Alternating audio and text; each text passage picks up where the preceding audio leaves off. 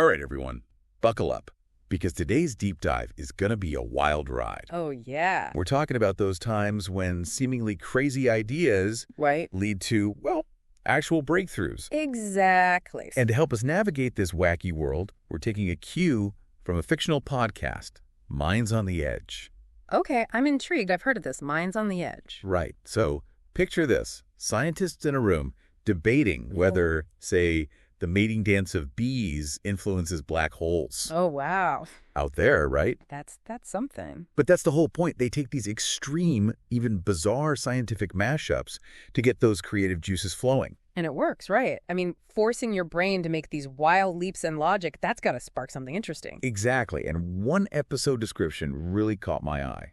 They're going to be tackling Japanese molecular chemistry. And get this, French medieval history. Medieval history. How do those two even, Right. And the question they're posing, could alchemy actually hold the secrets to modern smart molecule engineering? alchemy?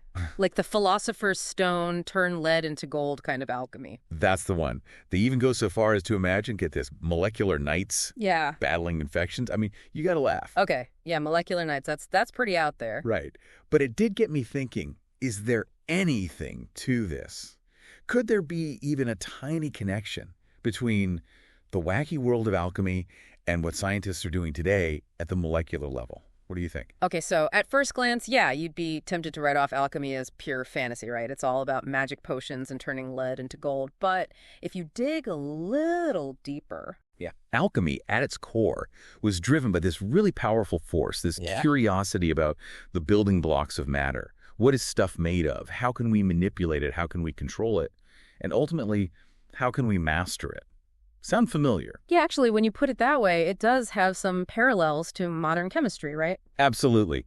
We're not using bubbling cauldrons and Eye of Newt anymore, but that fundamental desire to understand, to manipulate matter at its most basic level, that's still what drives scientists today. It's like looking back at an early prototype of, well, anything. Sure. You might chuckle at the clunky design, the limitations, but you can also usually see those seeds of the groundbreaking technology that eventually came from it. I see what you mean. And you know, those molecular knights battling infections, that image isn't as far-fetched as it might seem. Think about it.